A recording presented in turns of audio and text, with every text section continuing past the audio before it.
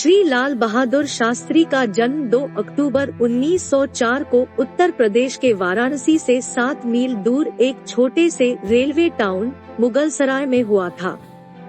उनके पिता एक स्कूल शिक्षक थे। जब लाल बहादुर शास्त्री केवल 1.5 वर्ष के थे तभी उनके पिता का देहांत हो गया था। उनकी मां अपने तीनों बच्चों के साथ अपने पिता के घर जाकर बस गई। उस छोटे से शहर में लाल बहादुर की स्कूली शिक्षा कुछ खास नहीं रही, लेकिन गरीबी की मार पड़ने के बावजूद उनका बचपन पर्याप्त रूप से खुशहाल बीता। उन्हें वाराणसी में चाचा के साथ रहने के लिए भेज दिया गया था ताकि वे उच्च विद्यालय की शिक्षा प्राप्त कर सकें। घर पर सब उन्हें नन्हे के नाम से पुकारते थे। वे कई मील की दूरी नंगे पांव से ही तय कर विद्यालय जाते थे। यहाँ तक कि भीषण गर्मी में जब सड़कें अत्यधिक गर्म हुआ करती थी तब भी उन्हें ऐसे ही जाना पड़ता था। बड़े होने के साथ ही लाल बहादुर शास्त्री विदेशी दास्ता से आजादी के लिए देश के संघर्ष में अधिक रुचि रखने लगे।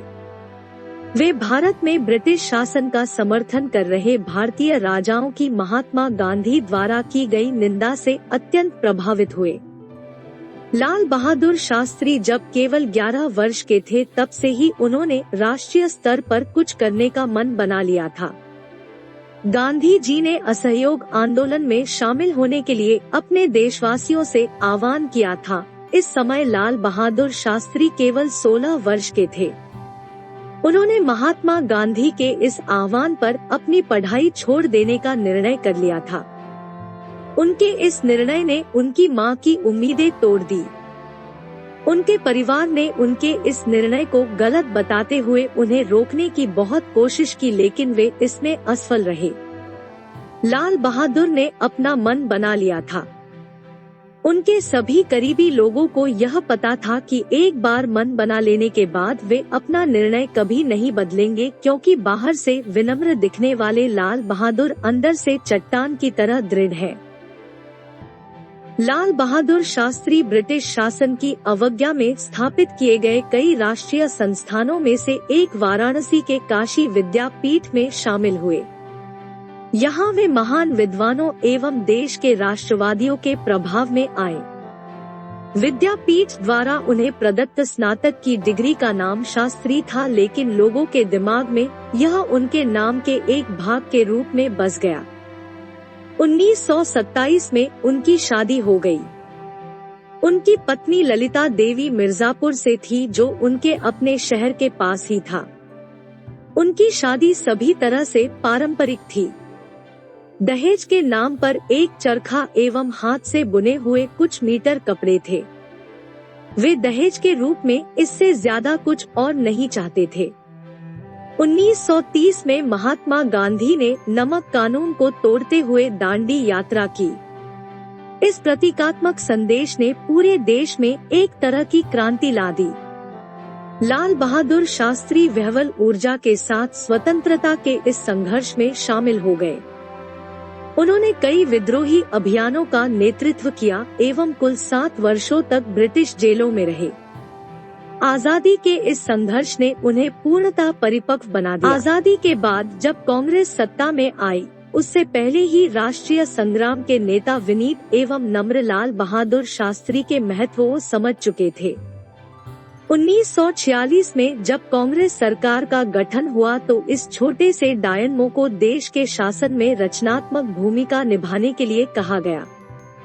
उन्हें अपने गृह राज्य उत्तर प्रदेश का संसदीय सचिव नियुक्त किया गया और जल्द ही वे गृह मंत्री के पद पर भी आसीन हुए।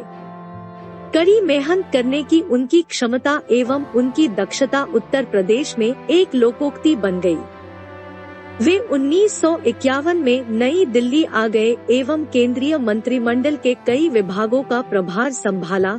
रेल मंत्री, परिवहन एवं संचार मंत्री, वाणिज्य एवं उद्योग मंत्री, गृह मंत्री एवं नेहरू जी की बीमारी के दौरान बिना विभाग के मंत्री रहे। उनकी प्रतिष्ठा लगातार बढ़ रही थी। एक रेल दुर्घटना जिसमें कई लोग मारे गए थे के लिए स्वयं को जिम्मेदार मानते हुए उन्होंने रेल मंत्री के पद से इस्तीफा दे दिया था। देश एवं संसद ने उनके इस अभूतपूर्व पहल को काफी सराहा। तत्कालीन प्रधानमंत्री पंडित नेहरू ने इस घटना पर संसद में बोलते हुए लाल बहादुर शास्त्री की ईमानदारी एवं उच्च आदर्शों की काफी तारीफ की। उन्होंने कहा कि उन्होंने लाल बहादुर शास्त्री का इस्तीफा इसलिए नहीं स्वीकार किया है कि जो कुछ हुआ वे इसके लिए जिम्मेदार है, बल्कि इसलिए स्वीकार किया है क्योंकि इससे संवैधानिक मर्यादा में एक मिसाल कायम होगी। रेल दुर्घटना पर लंबी बहस का जवाब देते हुए लाल बहादुर शास्त्री ने कहा, शायद मेरे लंबाई में छोटे होने एवं नम्र होने के कारण लोगों को लगता है कि मैं बहुत दृढ़ नहीं हो पा रहा हूँ। यद्यपि शारीरिक रूप से मैं मजबूत नहीं है, लेकिन मुझे लगता है कि मैं आंतरिक रूप से इतना कमजोर भी नहीं हूँ। अपने मंत्रालय के कामकाज के दौरान भी वे कांग्रेस पार्टी से संबंधित मामलों को देखते रहे एवं उसमें अपना भरपूर योगदान दिया। 1952, 1957 एवं 1962 के आम चुनावों में पार्टी की निर्णायक एवं जबरदस्त सफलता में उनकी सांगठनिक प्रतिभा एवं चीजों को नजदीक से परखने की उनकी अद्भुत क्षमता का बड़ा योगदान था।